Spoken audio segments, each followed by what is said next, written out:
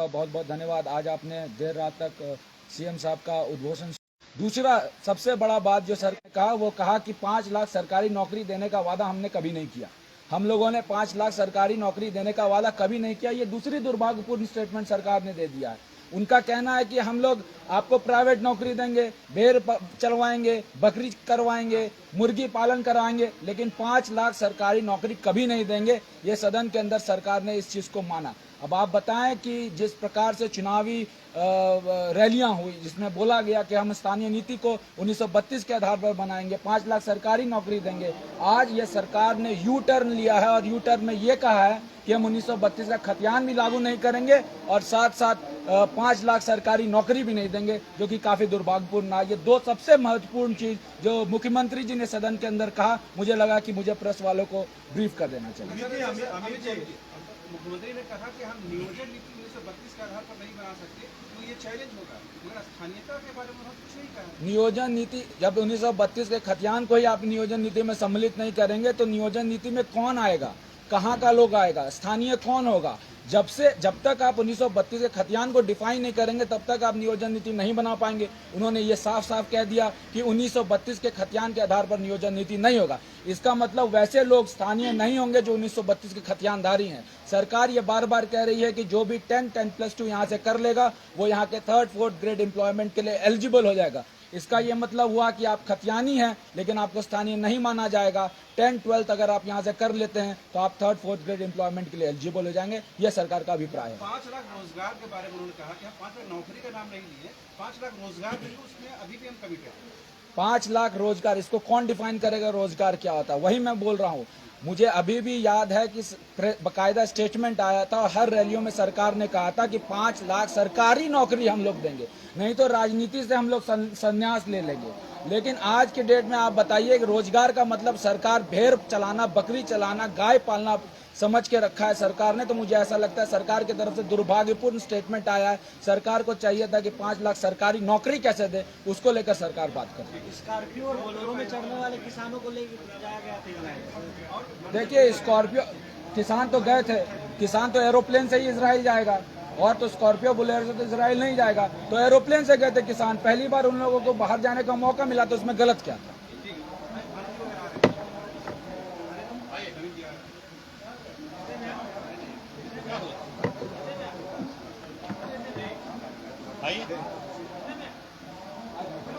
चलो तो कोई नहीं, चल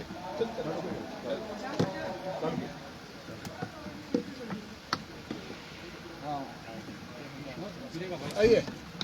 हेलो, आ जाओ लोग, आ जाओ। हेलो, आ जाओ सब लोग, आ जाइए, आइए अमित बाबू। आज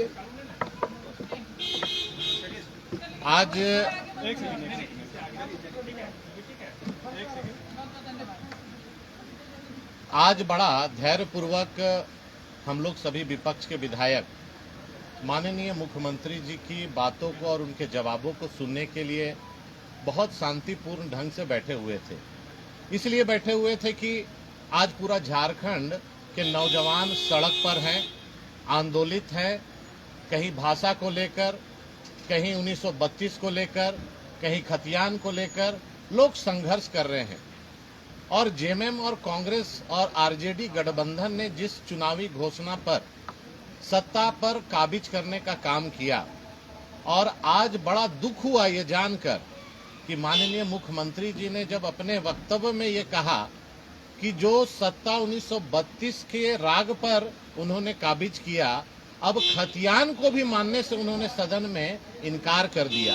ये बड़ा दुख का विषय है कि इन्होंने ना स्थानीय नीति को परिभाषित किया, ना नियोजन नीति को परिभाषित किया, और 20,000 नौकरियों को इस वर्ष लेने की बात कही। तो आज नौजवान आंदोलन नहीं करेंगे, सड़क पर नहीं उतरेंगे, लाठी डंडा नहीं खाएंगे तो क्या करेंगे? आज जैसे रोजगार की बात पर आपको अगर स्मरण होगा तो प्रेस मीडिया के पास रिकॉर्ड होगा कि उन्होंने कहा था कि मेरी सरकार जेएमएम कांग्रेस की बनेगी तो प्रति वर्ष 5 लाख नौजवानों को रोजगार देंगे, इसका मतलब सरकारी नौकरी देंगे। आज उन्होंने उस बात से भी पलट मार दिया। उन्होंने कहा कि अब 5 लाख नौकरी नहीं, 5 लाख लोगों को स्वरोजगार देंगे। इसका जैसे पूर्व में उन्होंने कहा था कि मुर्गी पालो, बकरी पालो, गाय पालो, दूध निकालो, अब झारखंड के नौजवानों को नौकरी से भी हाथ धोना पड़ेगा।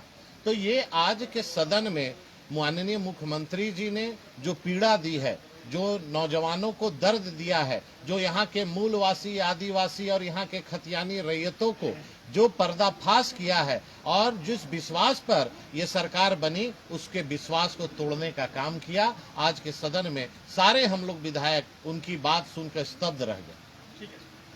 एक शब्द का इस्तेमाल किया गया था मुख्यमंत्री के तरफ से, इस पर कुछ अगर बोलना चाहते हैं समझ रहे हैं तो शब्द बोल दीजिए, जब अंदर बोली आप बोल दिए नालायको बोला था। देखिए ये माननीय मुख्यमंत्री जी का आप देखे होंगे कि आज सदन में उन्होंने साहस तो दिखाया था। उन्होंने साहस दिखाया था कि भाई हम जनता के बीच लेके जाएंगे और अपने विषयों को रखेंगे।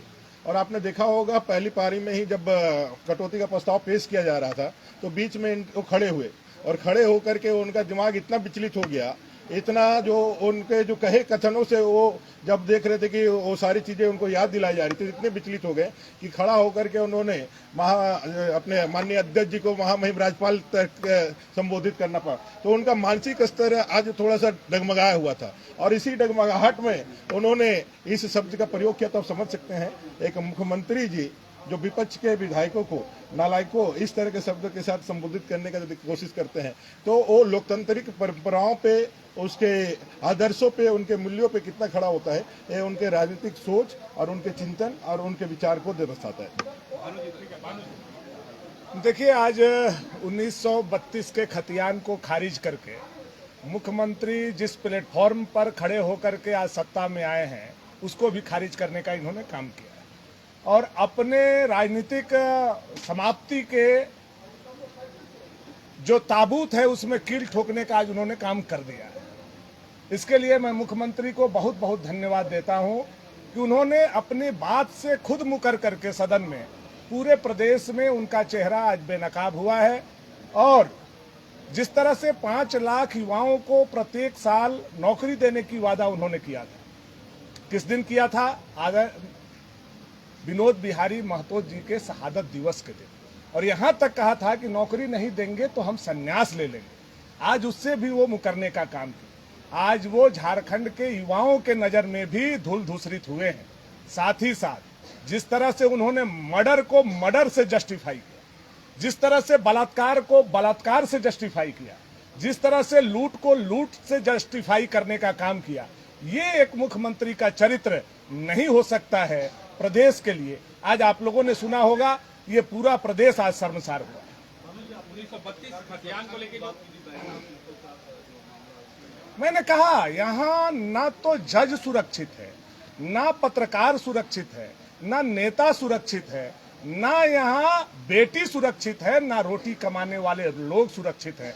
अगर कोई सुरक्षित है तो केवल सरकार सुरक्षित है और केवल कोई सुरक्षित है तो अपराधी सुरक्षित। भानु जी, 1932 खतियान को लेके जो सीएम का स्टेटमेंट हाउस के भीतर आया, तो ये तो साफ हो गया कि जो नियोजन नीति है वो 32 के खतियान के आधार पे नहीं बनने जा रही है। ये तो मुख्यमंत्री से आप लोगों को अब पूछना है। उसने आप अब क्लियर कीजिए कि आपका घोषणा पत्र जो निश्चय पत्र है उसका कॉपी मैं आप लोगों को व्हाट्सएप करता हूं, जिसमें उन्होंने ये बात कहा है, मैनिफेस्टो में है, और आज सीधा सीधा वो उससे डिनाई कर रहे हैं। तो आपने पूरे झारखंड प्रदेश के जनता को धोखा देने का काम किया है।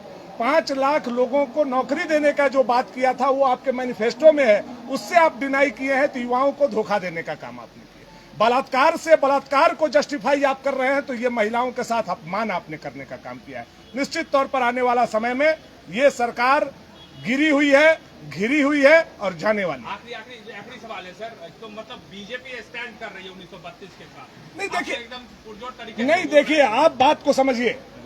ये झारखंड मुक्ति मोर्चा का निश्चय पत्र था, भारतीय जनता पार्टी का नहीं था। अब आप अपने मैनिफेस्टो से भाग रहे हैं, तो भगोड़ा कौन है? भगोड़ा मुख्यमंत्री। एक विषय मुझे कहना है, जो उन्होंने आज नौकरियों का घोषणा किया, 20,000, 15,000, 10,000 जो भी नौकरियां हैं उसकी जो घोषणा की है, मैंने खड़ा होकर उनसे कहा कि भाई कौन नियोजन नीति से आप इसकी बहाली लेंगे? 2016, 2018, जो नियोजन नीति बनी थी उसी के आधार पे अभी तक आपने उसको डिनाइड नहीं किया, आप किए हैं।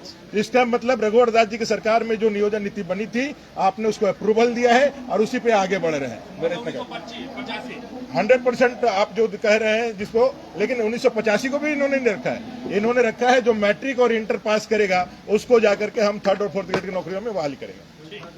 आज गृह विभाग के द्वारा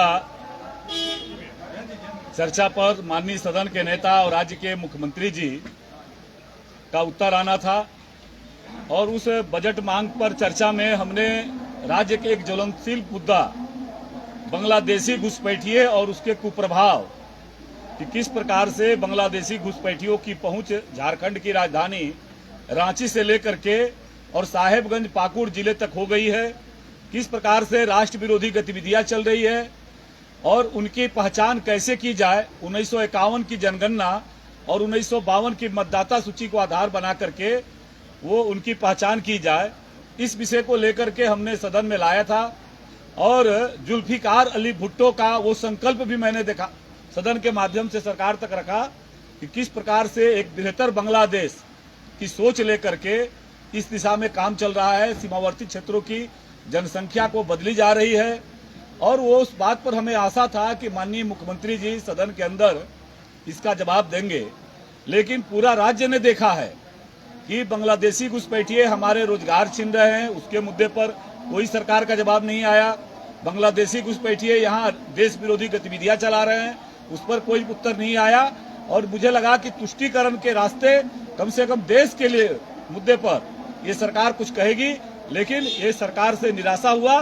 ये सरकार तुष्टीकरण के रास्ते चल पड़ी है। ये बांग्लादेशी घुसपैठियों को केवल वोट बैंक के रूप में उसका उपयोग कर रही है। इससे इन्हें झारखंड के लोगों से, झारखंड के हितों से कोई लेने देना